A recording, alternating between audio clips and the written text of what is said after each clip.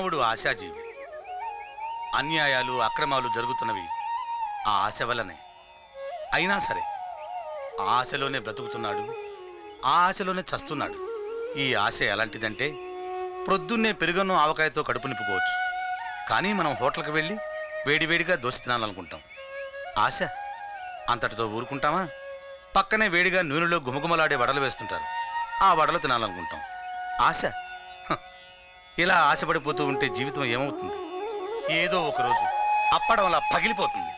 అందుకే ఆ భగవాన్ చెప్పాడు, ఆశ దోశ అప్పడం వడ, ఆశ దోశ అప్పడం వడ, ఆశ దోశ అప్పడం వడ.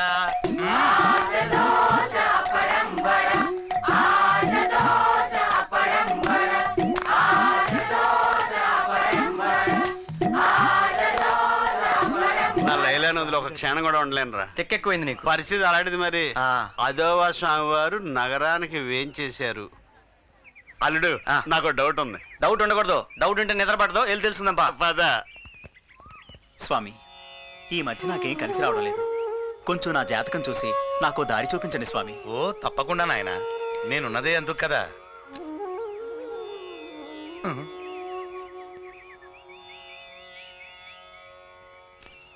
మీ నాన్న పేరు పెంటయ్య, వయసు 60 సంవత్సరాలు. స్వామి, మీ అమ్మ పేరు సుబ్బమ్మ, వయసు 50 సంవత్సరాలు. నీకు 3 పిల్లలు. కరెక్ట్ స్వామి, కరెక్ట్. ఈ నెల 5వ తారీఖున 10 కిలోల బియ్యం, 5 కిలోల పంచదార, 2 లీటర్ల కిరోసిన్ తీసుకున్నావు.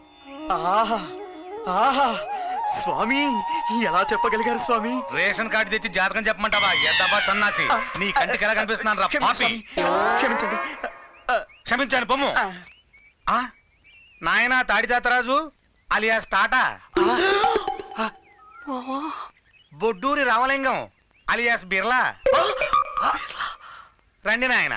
స్వామి, రండి రండి. స్వామి, మా పూర్తి పేర్లు ఎలా తెలిసింది? మీ పేర్లే కాదు నాయన, మీ జాతకాలు కూడా చెప్తాను. జాతకాలు వద్దులేండి. లైలాతో నా ప్రేమ ఫలిస్తుందా స్వామి? దేవదాసు ప్రేమలో న్యాయం ఉంది, మజ్ను ప్రేమలో అర్థం ఉంది. నీ ప్రేమలో ఏముందిరా నా తుస్సు? నువ్వు ఒక దొంగవి, ప్రేమ దొంగవి. నీ బాడీకి తలుపులు బగలగొట్టడం, చువ్వలు వంచడం తప్ప లవ్ వంట పట్టదు నాయన. ఇదేంటి తీర్థం బ్రాండీ వాసన వస్తుంది కదా? మేము మొన్న హిమాలయాలకు వెళ్ళి వస్తూ తెచ్చిన క్వార్టర్ వాటర్ అది. మీరు వెళ్ళండి. మీరు రండి.